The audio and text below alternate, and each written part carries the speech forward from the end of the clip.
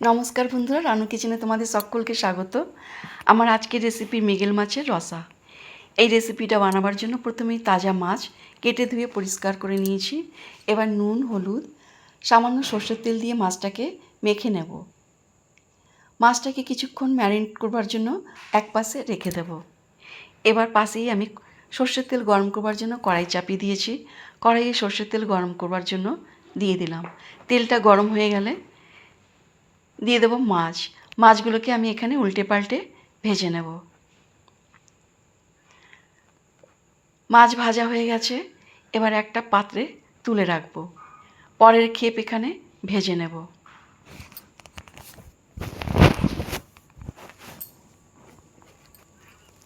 এখানে মুড়োগুলোকে একটু সময় দিয়ে ভালো করে ভেজে নেব, যাতে মুড়োর ভেতরে কোনো রকমের কাঁচা গন্ধ, কাঁচা ভাব যেন না থাকে।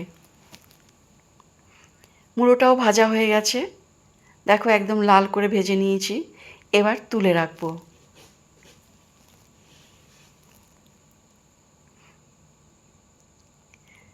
বাকি মাছটাকেও আমি এখানে ভেজে নেব।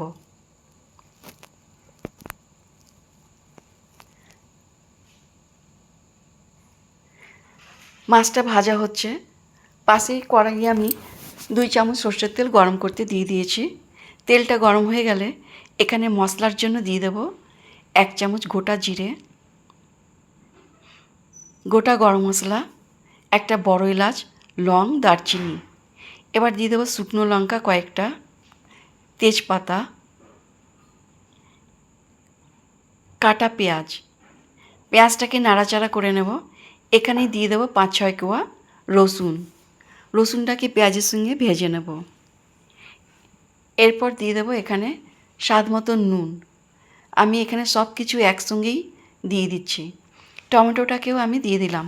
টমেটোটাকে পেঁয়াজের সঙ্গে ভেজে নিয়ে গুঁড়ো মশলা অ্যাড করব।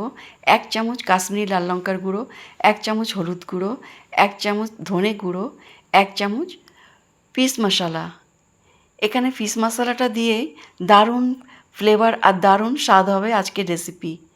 তোমরা আমার রেসিপি শুরু থেকে শেষ পর্যন্ত বন্ধুরা দেখতে থাকো, খুব ভালো লাগবে। এবার মশলাটা আমি বেটে নিয়েছি, গ্রাইন্ড করে নিয়েছি। এবার এই তেলেই আমি দিয়ে দিলাম গোটা জিরে, তেজপাতা, ফোড়ন। বাটা মশলাটাকে আমি এখানে দিয়ে দিলাম। সব মশলা আমি একসঙ্গেই বেটে নিয়েছি, ওপর থেকে আর আমি কিচ্ছু দেব না। কয়েকটা কাঁচা লঙ্কা দিয়ে দিলাম। এবার মশলাটাকে নাড়াচাড়া করে মিক্সির বাটিতে যে মশলার জলটা ছিল সেটা ঢেলে দেব। এবার মশলাটাকে খুব ভালো করে কয়েক মিনিট কষিয়ে নেব। মশলার থেকে তেল ছেড়ে দিয়েছে। এবার রসার জন্য আমি এখানে জল ঢেলে দেব। পরিমাণ মতন জল দিয়ে দেব।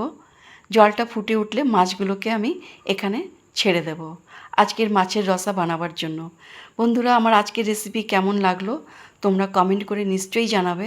ভালো লাগলে লাইক শেয়ার করে দেবে। আর নতুন বন্ধুরা যারা আমাকে এখনও সাবস্ক্রাইব করনি, আমার চ্যানেলটাকে সাবস্ক্রাইব করে আমার পাশে থেকো।